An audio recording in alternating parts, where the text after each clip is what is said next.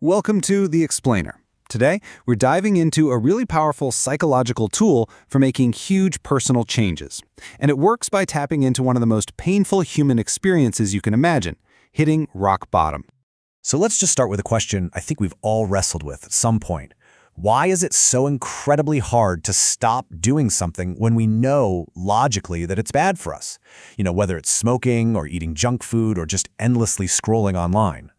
Well, the answer, according to our source material, is powerful and honestly a little uncomfortable. Real, lasting change? It often takes a full-blown crisis. Think about the person who only quits their bad habits after a major health scare. It seems like we often need to stare the absolute worst-case scenario in the face for that motivation to finally kick in.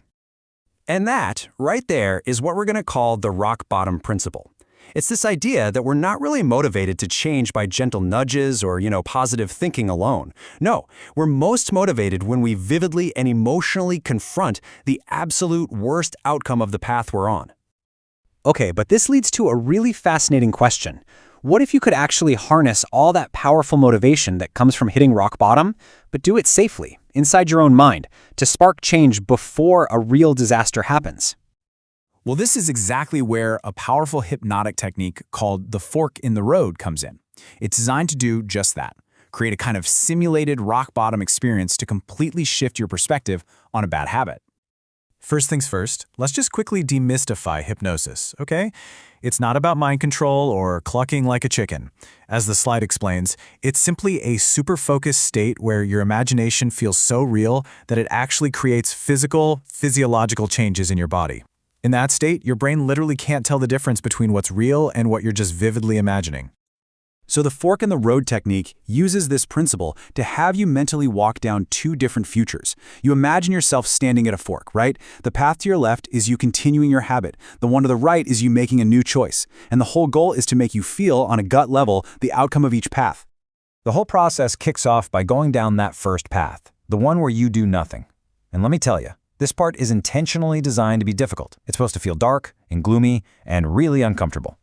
You're guided to literally project yourself forward in time. You experience in super visceral detail what your life, your health, your relationships, what they're all like in 1 year. Then you jump forward to 5 years, and then finally, a whole decade down the road, if nothing, absolutely nothing changes. And the key here is how the technique attaches a powerful negative emotional gut punch directly to the habit.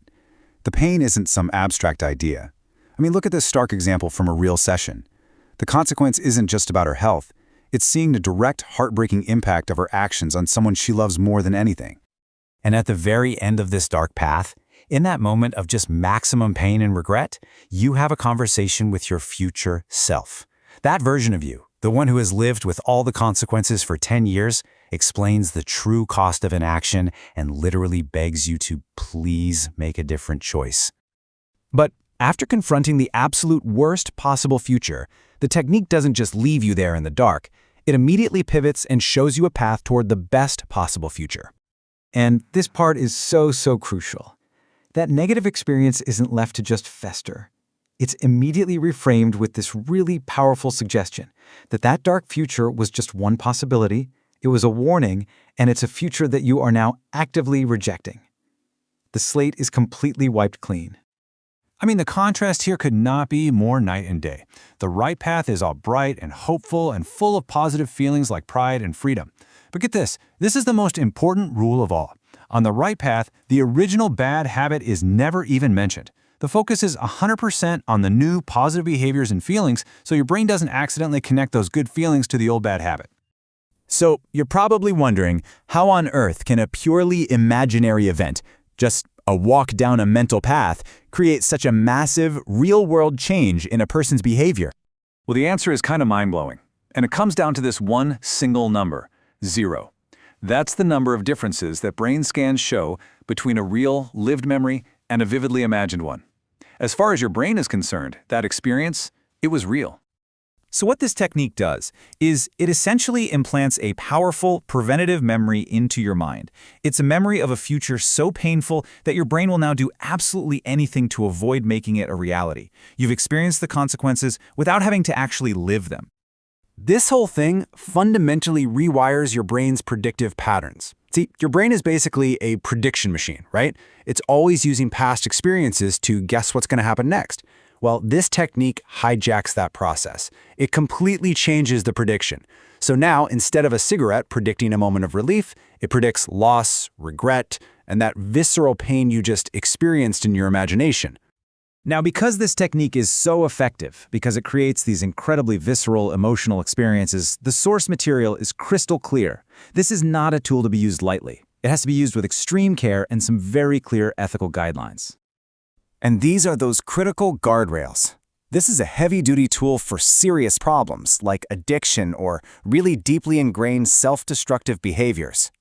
It should only be used when the person actually has the power to make the change themselves. And most importantly, the final choice to change must always belong to them. And all of this leaves us with a final, really powerful thought. This technique is just a dramatic example of how much our vision of the future, whether it's a future we're running towards or one we are desperately trying to run away from, dictates the choices we make right here in this very moment.